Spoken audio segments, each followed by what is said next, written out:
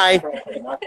Thanks so much for taking time out of your day. I'm sure that you have so much going on at any given moment. And we're wrapping up our Detroit student racing team meet. We're scheduled by the minute. So let's start with that. Tell me about the Detroit student racing. Now, I did a bunch of research on you, and that was one thing I did not come across. Yeah, it's a newer project. So this team here is made up of Detroit students and mentors from like the automotive industry and just general car stuff, and they're building an electric race car to go actually race.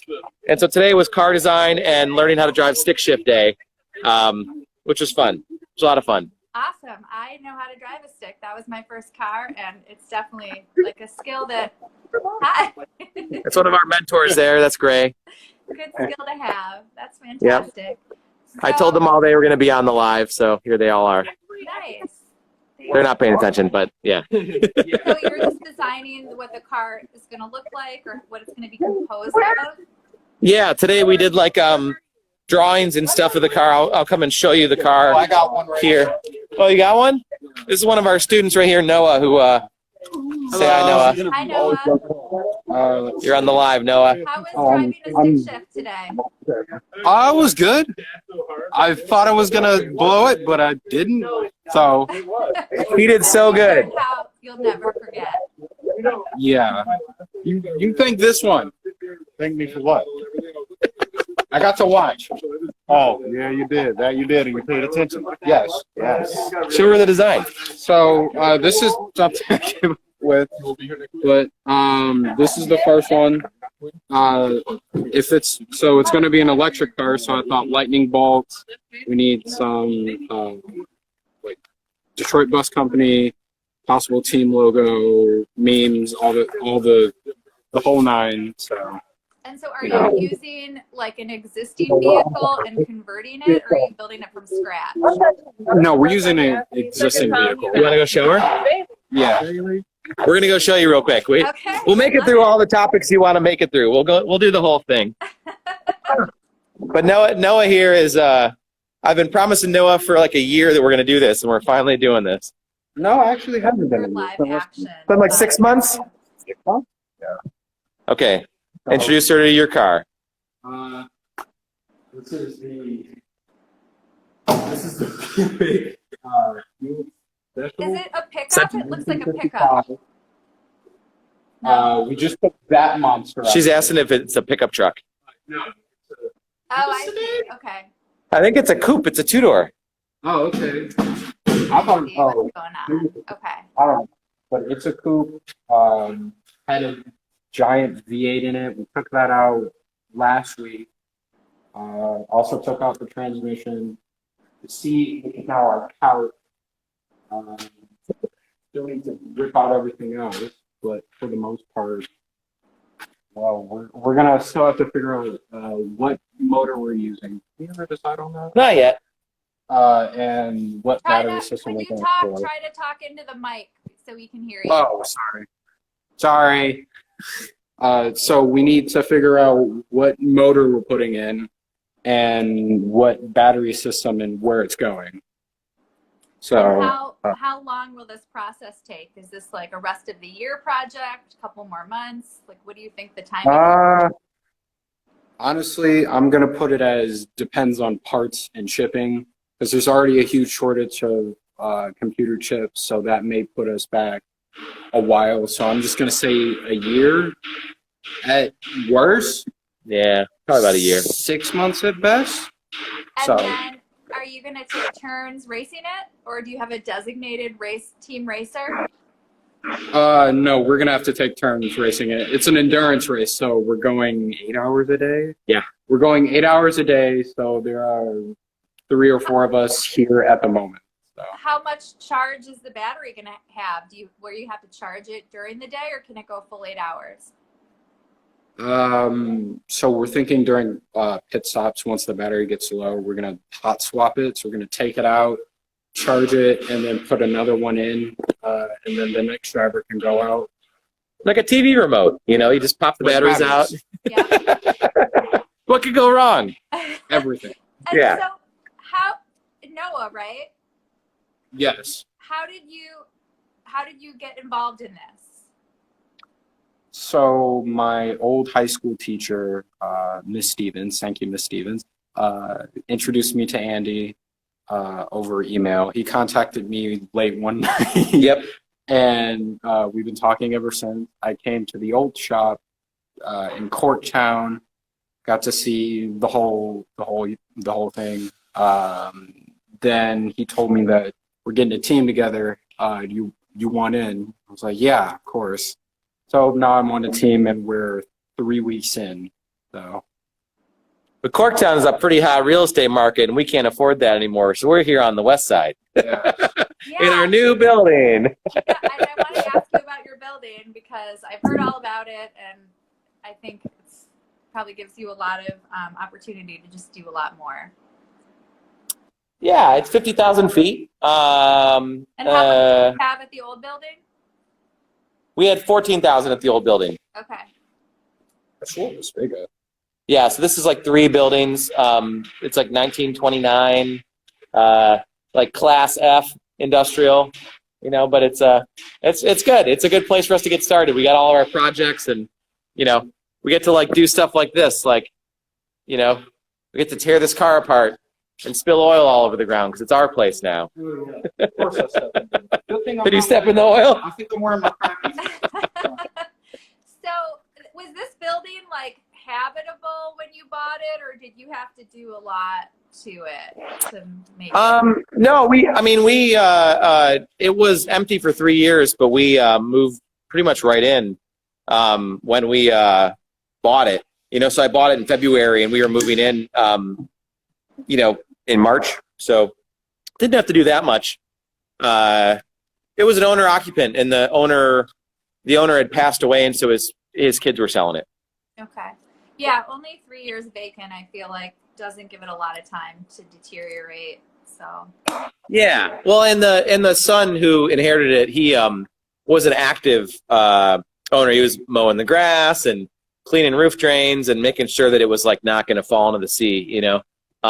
It was also full of envelope equipment, so we gave him 30 days to find buyers for the envelope equipment. He actually found a buyer for it, so, you know, it was a nice, amicable, simple handoff, you know. Clean environmentals, no title issues. It's had they haven't transferred the title in 50 years, so nice fresh one. So is it just like much more?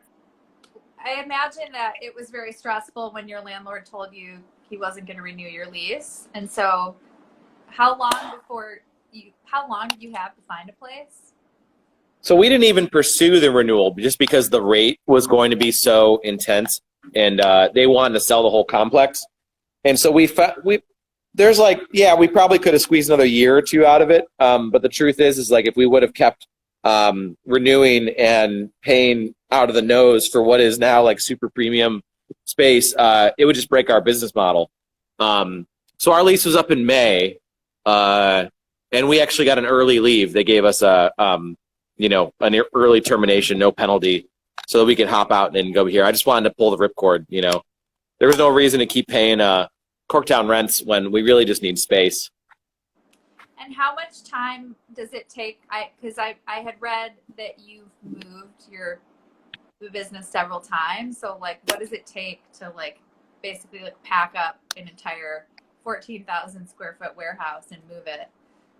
It's a brutal month. I mean, we're a very operationally heavy business. We have a lot of logistical stuff that we deal in, and just a lot of big heavy stuff, things we got to box up, bus tools and equipment.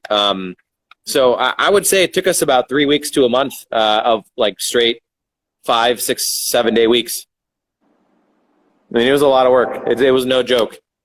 We also did it all ourselves. I mean, we had movers for some of the desks and stuff, but the rest of it we just moved because we're cheap. So that added some time too. I'm sure people who are professionals, they'd be better at it. Yeah, and then having to transition all of your business operations too. So when did you get your keys to the building? Like February 28th, I think. Of 2020? Just the last day of February of 2021. 21. Okay. So I guess how was the business operating at that point? Like how Like, were you able to sort of seamlessly continue operations during? Yeah, I mean, it was a little hard because we have the sanitizer business and we have the bus business. The bus business then wasn't operating because of COVID. We were still selling sanitizer, and there were a few confusions where like people had old emails that had the pickup address for the old place, and so we had a handful of people come to the old place and be like, "Where are you guys? This looks like you're out of business." I was like, "No, we're just over," you know. And thankfully, it's only like a 7-minute drive from here to the old place, so you know, it's no big deal. That's It was fine. We're not. pretty Yeah. close. Yeah. So can we go back to the beginning a little bit? Sure. Okay. I'm not going to ask you like, you know, so I guess the question is, you started Detroit Bus Company with one bus on a route to Yep. provide more transit options for people. And Yep. you seem to have a background in just support for a usable transit system in a city. So is it fair to say that that was like your inspiration, like reason to get started was just to provide transit, or is there more to it than Yeah, that? it was just a frustration with us not having a usable transit system, you know, just not having a, like the things that other cities do. And I wanted to be in a city with workable transit, but I didn't want to move. And so I thought, well, the next best thing is I can just help our city have better transit. And I bought a bus. You know, I was frustrated. That's how we got going. See you, everybody. Bye. Everyone like a flock of birds. Everybody's like, oh, it's quitting time. And so yeah, I bought a bus. It's still parked in the back lot. We don't use it anymore, but it's you know, still I'm gonna hold on to the bus forever. And we had a loop it was $5. You could ride as much as you want, and there was no good business sense in that plan. There's nothing that would make that you know, a worthwhile venture financially, but it got us going, and that's what matters. So you know, yes, that lost every single dollar I put into it. But we found a different model. We found that there were a lot of people looking to rent buses for charters. There were people looking to rent buses for tours. And then we discovered the youth transit issue, that there's a lot of kids who can't get to the schools or after-school programs that they're trying to get to. And so we formulated a plan to be a social benefit company where every ticket you buy would provide a ride for a kid to school or after-school program. And so we started trying to just offer transit just to the public, but then we found that we were much better at solving very specific transit gaps, like youth transit, instead of just trying to like come one, come all. You know, that's really the purpose of the public transit system. And so shortly after starting the bus company, I became a public transit commissioner for the city. And so I work with them to you know, just make DDOT the best that it can be. And they're doing a great job with the resources that they have. I mean, really, like, they're a very efficient transit system. They're just underfunded. You know, that's the truth of it. That was a long answer. Pardon? That was a long answer. I gave you a long answer. No, this is how this works. I ask a short question, you give a long answer. That's like All the right. best way for it to work. So how did it? So you start running shuttles and wedding buses and probably bachelorette parties, like that, all kinds of stuff. What are people using? What are people renting buses for? Any interesting? Mostly weddings. Mostly Okay. weddings. We try to stay away from like the super party stuff. It's just not our vibe. You know, they're you know, art buses painted thoughtfully by muralists, and the insides are like a very clean school bus with like a nice sound system. But it's definitely not a party bus, and we don't want to mislead people thinking they're getting a party bus, you know.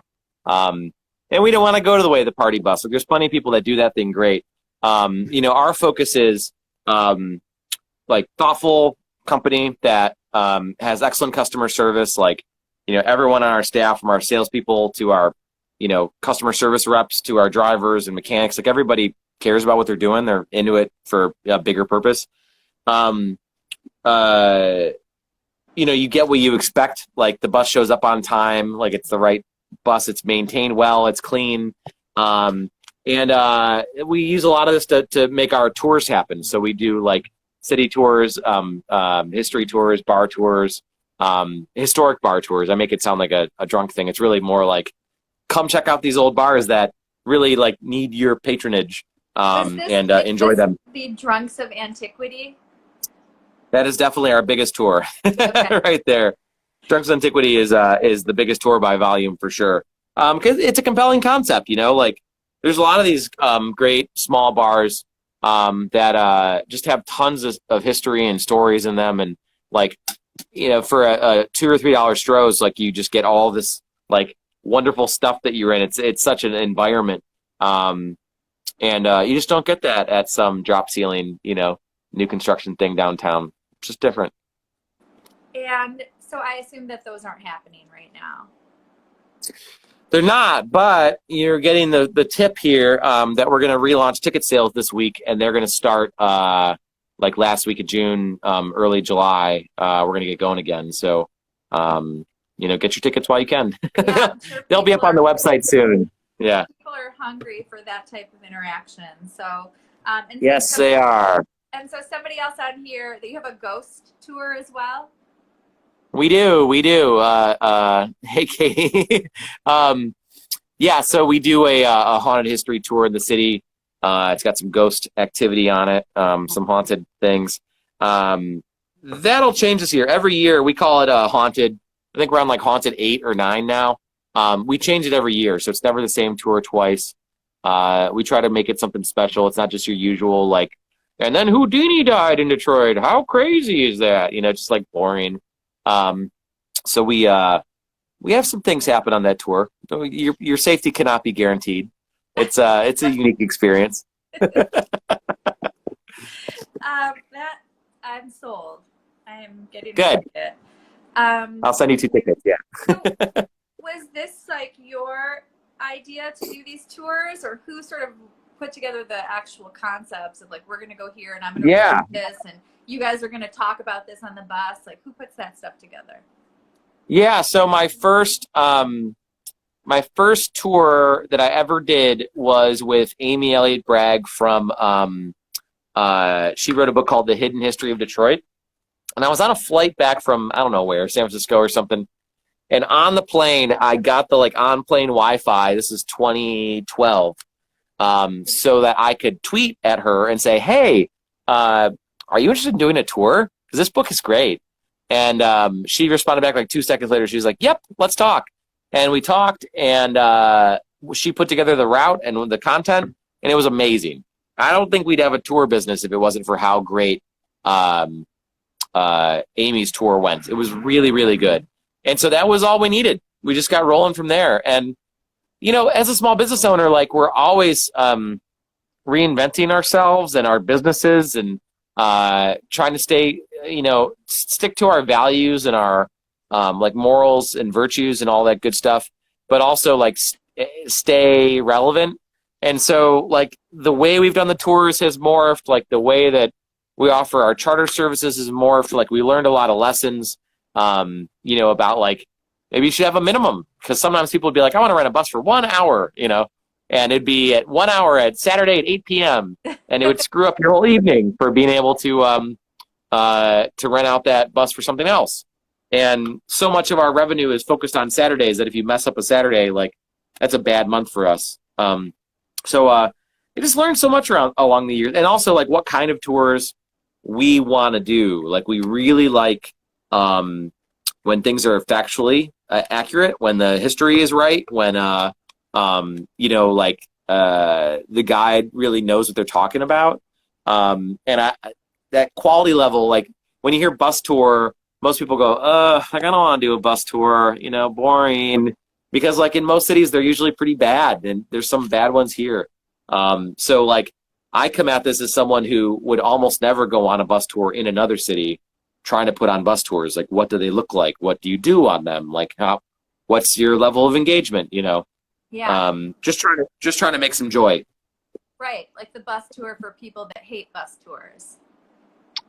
Hey, there's Danielle. She's from the 2A Inn. She's like the crowning stop of our Drunks of Antiquity tour. I mean, all the other bars are excellent. Abix and Nancy Whiskey and Andrews on the Corner, but like the 2A is like, I don't know, man. I mean, it's something special, and I think it's really special because of how much heart they put into the thing that they do. So Danielle, I actually owe you a phone call about getting this tour going again. So watch your phone. And it's called the 2 a.m. bar. Danielle's bar is the 2-way in. Oh, the 2-way in. Okay. 2-way in. And where Yeah, is Mount that? Elliott, Nevada. Mount Elliott, Nevada. Is that called Is that Nortown? It is Nortown. They're like the center of Nortown because Colonel Okay. Norris was had their bar before them. It's like they're like the center of Nortown everything. Okay. I've definitely heard of it before. I thought I had not. Yeah. But it all came Yeah. back. So do you get a city contract at some point to provide transportation?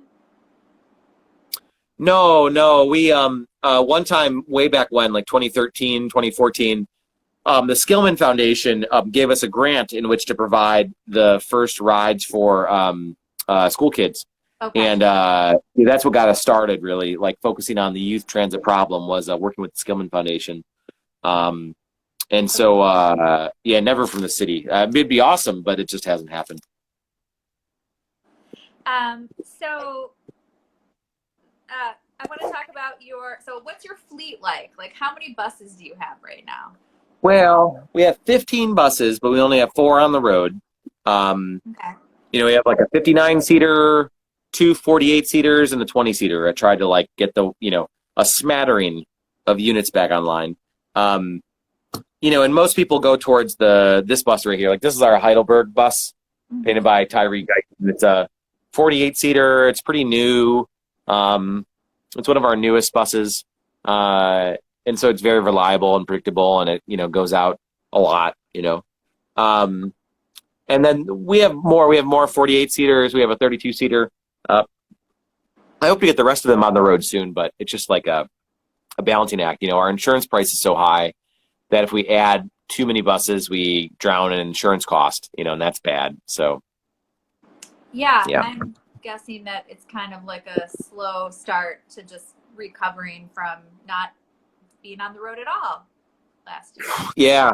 Hey, Darko. Yeah, I see Darko just joined. Hey, what's up, man? The challenge that we had in 2020 is not only did we not have revenue, did we not have like money coming in the door, but we were giving so many refunds. We gave somewhere like $300,000 worth of refunds, which like not making money, that's okay. If you saved up, you can like survive that, but semi-truck drive by. But if you make unmoney, like if money is leaving, that's so much worse. Money that you've already spent because why? Oh, would you yeah. not? Well, it's a service business. Yeah. So we're constantly, like it might freak people out who aren't in a small business, but like, I get a deposit payment today on a reservation that pays for wages and stuff today, like you're always, what's the phrase everyone says, like borrowing from Peter to pay Paul? I mean, it's not quite that severe, but like, in our boom time, we make all of the money for the year. And then in our slow time, like the winter, we, eat off of stored up bucks. Like it's a seasonal business in that way. And we've tried to work on some things to like move that around a little, like better experiences in the winter. We have like our Holiday Lights tour that we do, which is very popular. But like there's only so much you can do. Like you're going to do more business in the summertime. I mean, we get 20 to 30 requests a day right now in the summer. We'll get 2 or 3 a day in the winter. It's just like, it's a whole step change less. And so Great rides. the beginning of 2020 starts. The business Yep. is like starting to go off of a cliff. The bus is Yep. off the cliff. And so where did the impetus to start making sanitizer come from? Was it give back to the community? Was it like help the business stay afloat? Was it kind of like both, or No, I never thought we'd make it. I never thought we'd make any money selling sanitizer. What it was is, I saw all these headlines about like the sanitizer shortages, and I just thought it was wild that in America we can't get hand sanitizer of all things. Like this Hand sanitizer was this thing that like your like germaphobe friend used. It was just sort of like, well, we can't get that stuff, really. And so that too was born out of frustration. I think I'm noticing most of my good business ideas start with frustration. And so I called around because the problem was you couldn't get the alcohol. The alcohol was in super short supply. And so I called around to everybody. I called every wholesaler. Just wanted to see, like, is this true that you just cannot get the alcohol? Like, come on. I called all these suppliers. I called the plants that the alcohol is made at, and I called like the guard shack. I'm like, who does your sales? And they're like, stop calling me. I'm like, hang up. It's just like these places are just fortresses. But eventually I got the answer that yes, all the alcohol is sold out for like months and months and months, and they're not going to sell to some little guy in Detroit. So where I got my break was this place on the west side in Livonia was like a weed equipment store. He sold like lab equipment to like turn the weed into fancy oils. I don't know any of the weed technology, but he had isopropyl alcohol because it's what you use to clean the equipment, after you get done making your magic oils. And so he had like 4 drums of it, I think it was. And I was like, okay, I'll take 2. And so I bought 2 drums of USP, which is US pharmacological grade alcohol.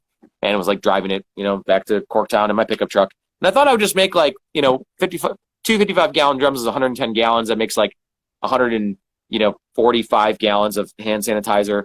I thought I'll just make this 145 gallons, get some bottles, put them in there, and that'll be it. Ship it off, be done.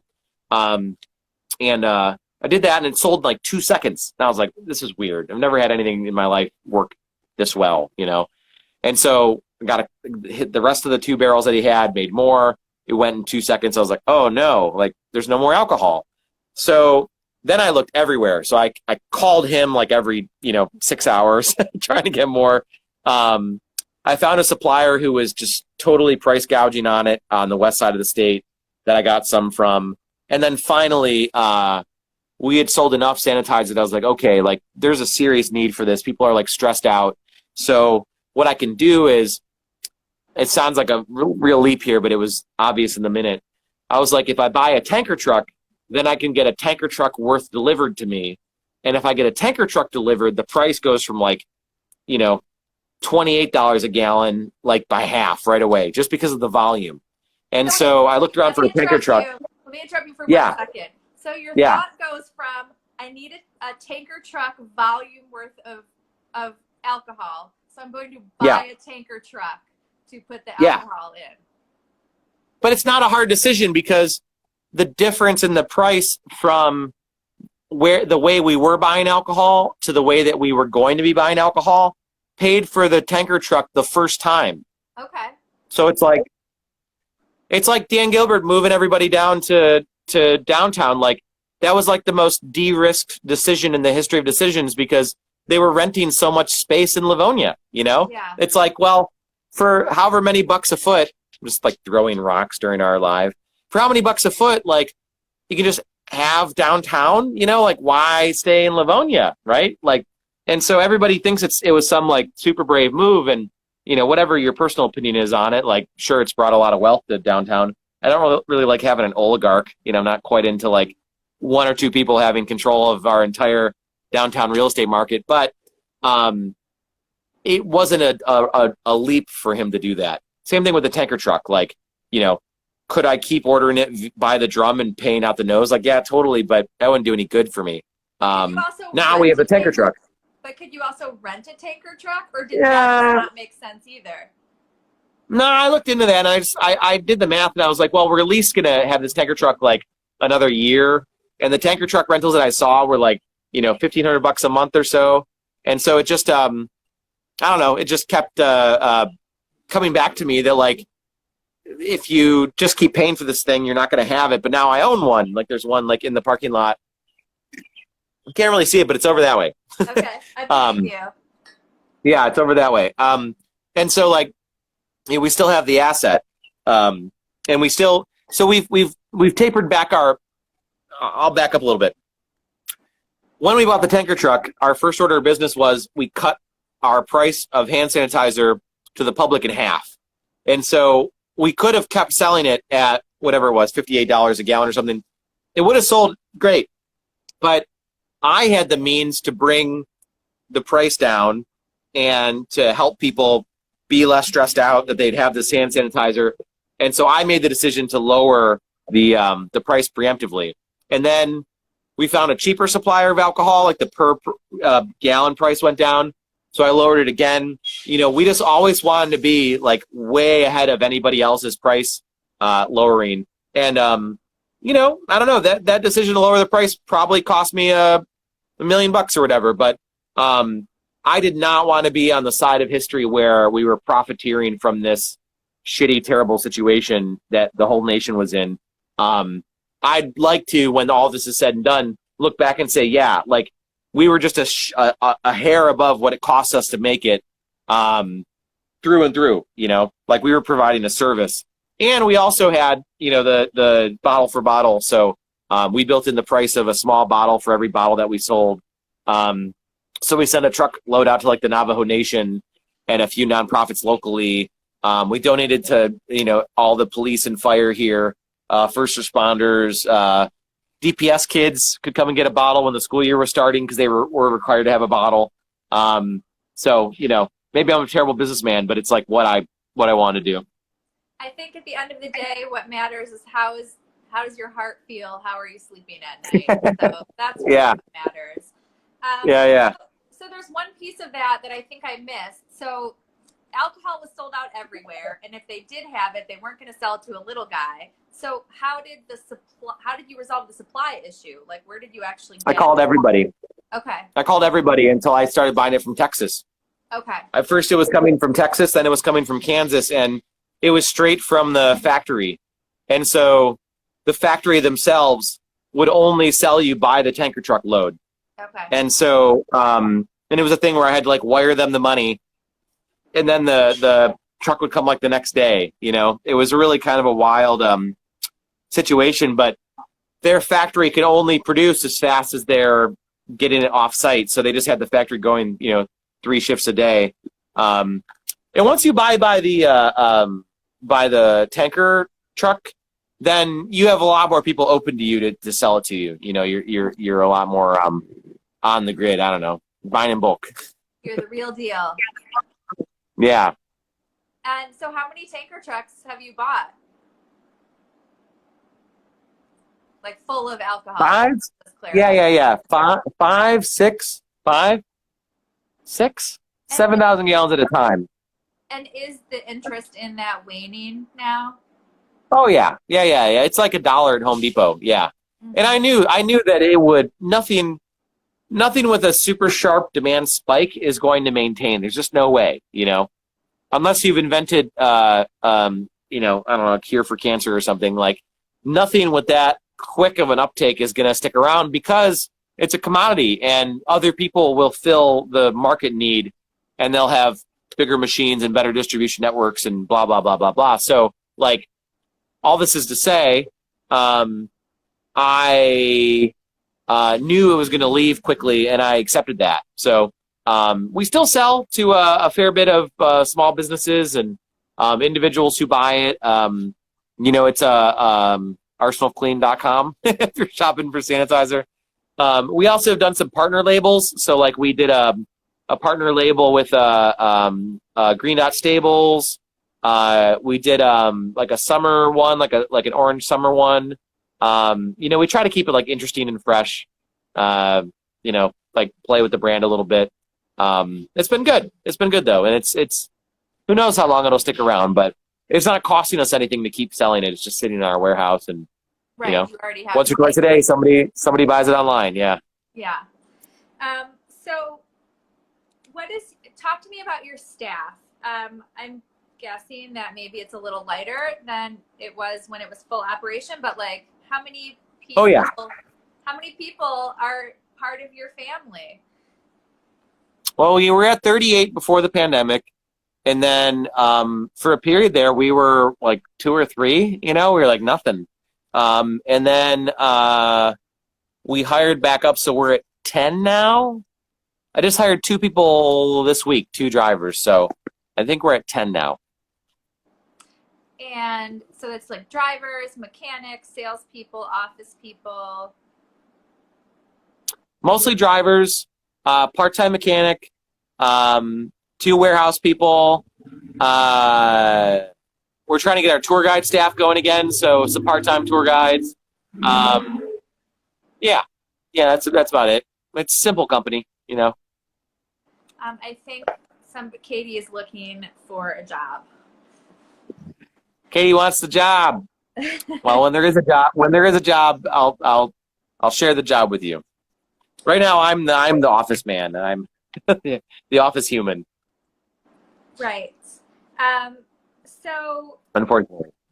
So, and you, I'm realizing that I've been following your social media for years. So, at one time, are you still charging scooters? Oh no. The charging scooters thing was just like a fun social experiment to see like what how do I put this, like what it's like to be a scooter charger, like who is out there doing these things. And that's what I learned about the kids that were riding the dead ones. So we got them all scooters, and then we gave like an elementary school a truckload full of scooters. I mean, that was a lot of fun, you know. Yeah, Freebird, yeah. And is that basically just like part of your general interest in different models for public transit and things like that? Yeah, I like things that go. I like, things with wheels, obviously. Like we've got buses and trucks and a fire truck and all. Like we've got plenty of mobility stuff. I still believe that transit should be public, so I don't try to compete with like good public transit services. But I do believe that there is gaps to fill still. There's still like stuff to do, and I don't know, just giving some kids some scooters was like a very joyful experience, right? Like, who could be upset about that? Yeah, it seems to be a theme in general for you, just wanting to give back in all of these different ways. Try to. Yeah, I think it's happening. So the velodrome, is anything going to be happening in the future there? Are you going to be involved in anything? I have no idea. I've talked to the city a couple times about like how to wake that space back up, and it's just I don't know. I don't think it's going to happen. I think it's too hard with it being a city-owned park. Trying to make something big happen there. Yeah, it's just a bummer. I'd like to do something there again. And some other groups have had like underground events there, which have been cool. But man, that event was so many months of planning to try to get it done. Just to have it be, 2 days. Yeah. I thought about doing like more semi trucks, of course. Our neighbors are like this very noxious semi truck company, causing chaos 24/7. So, I want to do like a thing like the velodrome here in the field. I think that'd be fun. It'd be a lot of fun. Do you have a field next to it's part of your building, or? Yeah, so the building is 55,000 feet, which is like 1.3 acres. And then we're on a 2.5 acre site. Okay. So we have room. Yeah. And I guess let's go back to the velodrome. Can you explain to the people like what it is? It was like why it was built? Yeah. So the velodrome is at Mound Road, Nutter Drive. It's a cycle racing track. It was built in '69 by volunteers, and it was to train Olympic cyclists, like medal-winning Olympic cyclists. And it was abandoned in 1990 and just left in disrepair. And it was basically underground. It was like covered in dirt and trees and everything. I found out about it because my friend now, this guy I didn't know then, Tom Nardone, discovered it with some friends of his. They like heard about this place and they went there and they did like a mow day. And so then I came like maybe a week later to look at it. and checked it out. And I was just totally just dumbstruck by it. It was so cool. You know, it's just this like giant concrete racetrack in the city. Just the coolest thing ever, and totally idle. And so we got a ton of volunteers together, and we took like a month to fix it up and to dig it out and do the whole, you know, repair job on it. You know, we did the best we could, but it's still in really rough shape. Then we held a race there. And so the race was for mopeds and scooters, bicycles, and go-karts, different at different times. They weren't all together. Yeah, it was successful. We had a few hundred people the first time. And then second time we had the race, we had like 1,500 people. And then in 2013, which is our last year we did it, we had 5,500 people show up, which is just like That's crazy. insane. It's just bonkers. Yeah. You know? So yeah, that was exciting.